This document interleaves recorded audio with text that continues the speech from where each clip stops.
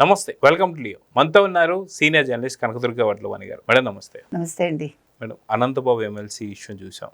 అదేవిధంగా గతంలో 2019 నుంచి 24 దాకా ఐపీఎస్లు ఎవరైతే ఉన్నారో ఎన్ని అక్రమ కేసుల్లో వాళ్ళు ఇరుక్కున్న సంగతి అందరికీ తెలిసిందే. దాదాపు డిఐజీ, ఐజీ రేంజ్ ప్రతి ఒక్కరు, కానిస్టేబుల్ వరకు కూడా ఎంతమంది మీద కేసులు పడ్డాయని కూడా మనం చూస్తూ వస్తున్నాం. కానీ 2019-24 దాకా ఎవరు కూడా సాధారణంగా వైసీపీ కార్యకర్తల మీదనే కేసులు పెట్టినటువంటి ఒక దాఖలాలు చూసాం. కానీ ఇప్పుడు కూటమి ప్రభుత్వం వచ్చిన తర్వాత ఆధారాలతో సహా వాళ్ళని తీసుకొచ్చి ఇప్పుడు కేసులు పెడుతున్నారు. ఒక పక్క మనం చూసుకుంటే ఒక పివి సునీల్ కుమార్ వచ్చేసి జూన్ 30వ తారీఖు దాకా తనకు సంబంధించిన గడువు ఉంటే అప్పటిదాకా తన సస్పెన్షన్, ఓ పక్క పిఎస్ఆర్ ఆంజనేయులు సస్పెన్షన్. అదేవిధంగా చూసుకుంటే ఇప్పుడు సునీల్ నాయక్ కావచ్చు, ఇప్పుడు సునీల్ నాయక్ సంబంధించి ఇష్యూ కావచ్చు, అటు అనంతబాబు సంబంధించినటువంటి ఇష్యూలో కొంతమంది పోలీసులు సస్పెన్షన్ కావచ్చు. అసలు ఏంటి పోలీసులు మనకి 2019-24 దాకా ఉన్నారా లేదా, ఎక్కడికి వెళ్ళిపోయిన ఆంధ్రప్రదేశ్ అని చెప్పేసి అన్నట్టు ఉంది. ఎలా చూడంటారు ఈ సిచ్యువేషన్? ఇవాళ అంబటి రాంబాబు కమెంట్ చేస్తున్నాడు చూసారా, నిన్ననో ఇవాళ టీడీపీ కోసం పనిచేస్తున్నారు, చంద్రబాబు నాయుడు కోసం ఈ పోలీసులు పనిచేస్తున్నారని చాలా అన్నారు. పచ్చ చొక్కాలు వేసుకున్నారు. నిన్న స్పెసిఫిక్ గా అన్నాడు ఆయన. అందుకు ఉదాహరణ చెప్తున్నాను నేను. ఎందుకంటే 2019-24 మధ్య పోలీసులు ఉన్నారా అంబటి రాంబాబు మనం అడుగుతున్నాం. అంటే ఏ రకంగా పనిచేశారు వాళ్ళు. ఇవాళ మీరు చెప్పినట్టుగా అనంతబాబు విషయంలో ఎంతమంది పోలీసులు పనిచేశారు రకంగా. మురళీకృష్ణ కావచ్చు, మురళీధర్ రెడ్డి కావచ్చు, తర్వాత భీమారావు కావచ్చు, సతీష్ బాబు కావచ్చు. అంటే ఈ అనంతబాబు కోసం ఇంతమంది పనిచేస్తారు. అంటే వీళ్ళ పేర్లు ఇప్పుడు బయటకు వచ్చాయి. వీళ్ళందరూ సస్పెన్షన్కి గురయ్యారు. అంటే అనంతబాబుని కాపాడడంలో, అనంతబాబుకి బెయిల్ రావడంలో వీళ్ళందరూ సహకారం ఉంది. అంటే అసలు సీసీటీవీ ఫుటేజ్ కూడా సరిగా పరిశీలించకుండా అతన్ని కాపాడేశారు, అతన్ని, అతని భార్యని. మొన్న అసలు మనకి ఆ డంప్ యార్డ్ ఏదైతే ఉందో అక్కడ దొరికిన సీసీటీవీ ఫుటేజ్ లేకపోతే ఇంత దూరం మన కేసు వెళ్ళేది అసలు. అంటే ఇప్పటికీ కూడా వ్యవస్థలు కొంతమంది వాళ్ళ సైడే పనిచేస్తున్నారేమో అని చెప్పి అనిపిస్తుంది. ఎందుకంటే అనంత లక్ష్మి అసలు పారిపోవడానికి, పరావడానికి కారణం కూడా ఆ రోజే. అవును, మీకు గుర్తుంటే ఇంతకు ముందే చాలా రోజుల క్రితమే ఆవిడకి ఇన్ఫర్మేషన్ వెళ్ళిపోయింది, మిమ్మల్ని మీ మీద కేసు పెడుతున్నారు, మీకు వారెంట్ వస్తుంది, మీరు అరెస్ట్ అయ్యే సూచనలు ఉన్నాయంటేనే అప్పటి నుంచి ఆవిడ పరారీలోకి వెళ్ళిపోయింది. కాబట్టి మీరు అన్నట్టుగా కోవర్ట్స్ ఇంకా ఉన్నారు. కాకపోతే ఏంటంటే ఇప్పుడు భయం రావాలి కోవర్ట్స్కి. ఇవాళ ఈ నలుగురు సస్పెన్షనే కాదు, మీరు అన్నట్టుగా సునీల్ నాయక్ ఎవరైతే ఉన్నారో మన RRR కేసులో, తర్వాత అతను ఎవరు అయ్యన్న పాత్రుడు ఇంటికి వెళ్ళి ఇల్లు విషయంలో కావచ్చు, లేదు ఆయన మీద అత్యాచార కేసు పెట్టడం విషయంలో కావచ్చు. అంటే ఎంత దిగజారిపోయింది అప్పటి వైసీపీ. ఇప్పుడు మిమ్మల్ని ధైర్యంగా ఎదుర్కోవాలండి.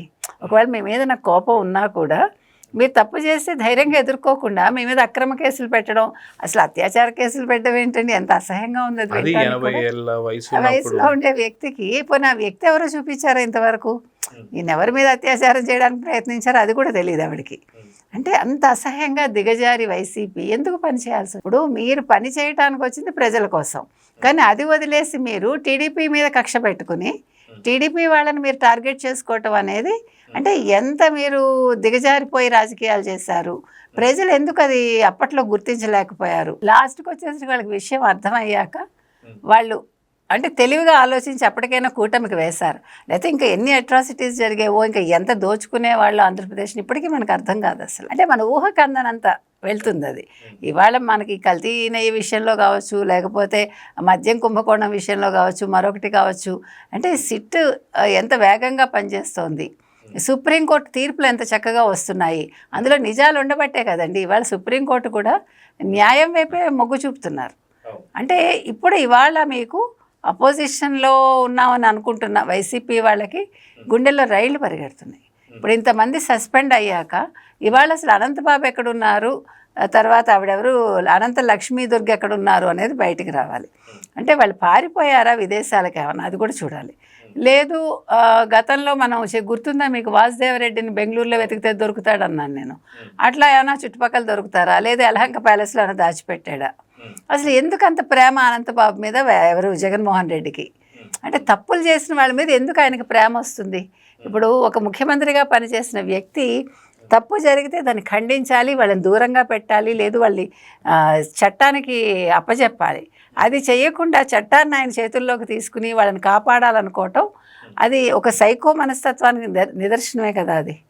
అంటే ఎంత ఆయన మానసికంగా దౌర్బల్యంతో ఉంటాడు అనేదానికి ఈ విషయాలన్నీ కూడా మనకు కనిపిస్తున్నాయి. సో ఇవాళ అనంతబాబు విషయంలో మనకంటే ఎవరు వీధి సుబ్రహ్మణ్యం వాళ్ళ డ్రైవర్ ఎవరైతే ఉన్నారో ఆయన కుటుంబానికి కొద్దో గొప్ప న్యాయం జరిగితే బాగుంటుంది. ఇప్పటికైనా కదలిక వచ్చింది కాబట్టి. వాళ్ళ అమ్మగారు చెప్పినట్టుగా ఎంత బాధపడింది ఆవిడ. ఇప్పుడు తల్లి వేదన ఎవరు తీర్చలేరు. అంటే ఇంకొక విషయం ఇక్కడ ముఖ్యంగా చెప్పాల్సింది ఏంటంటే, అనంతబాబుని లక్ష్మీదుర్గని అరెస్ట్ చేశాక అసలు వాళ్ళు చంపటానికి ఏంటి రీజన్? ఎందుకంటే అతనితో కూడా ఉన్నాడు కాబట్టి డ్రైవర్ సుబ్రహ్మణ్యం. వీళ్ళు అసలు ఏం తప్పులు చేశారు, ఆ తప్పులు అతనికి ఏం తెలుసు, అతని దగ్గర ఏమైనా డేటా ఉందా, ఆ కోణంలో కూడా చూడాలి.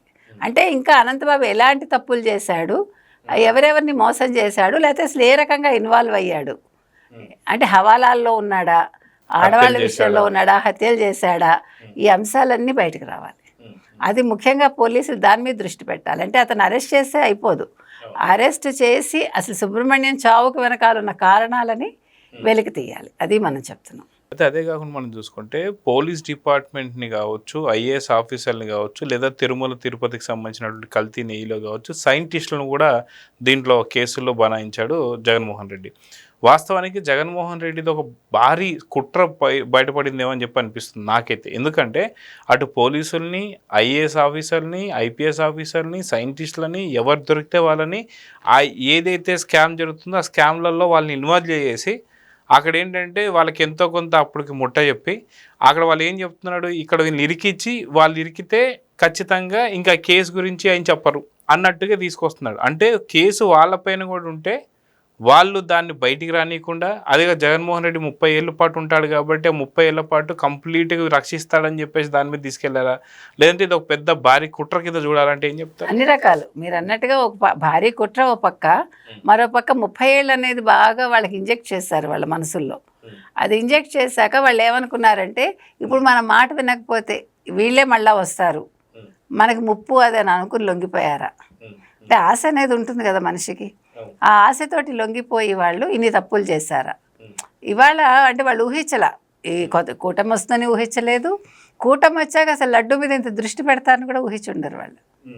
లేదు ఇది కల్తీ మద్యం విషయంలో కావచ్చు, లేదు అనంతబాబు కేసు విషయంలో కావచ్చు, లేదు RRR కేసు విషయంలో కావచ్చు, లేదు ఆవిడెవరు కాదంబరి జత్వాని విషయం కావచ్చు, ఇట్లా ఏది తీసుకున్నా ఏది కూడా వదిలిపెట్టకుండా ప్రతి చిన్న అంశం మీద ఇప్పుడు ప్రభుత్వం, ఈ కూటమి ప్రభుత్వం దృష్టి పెడుతోంది. రేపు మీరు అన్నట్టుగా రేపు 3:30 గంటలో 4 గంటల్లో ఏకంగా లడ్డూ కల్తీ విషయంలో వాళ్ళు చర్చ పెట్టారు.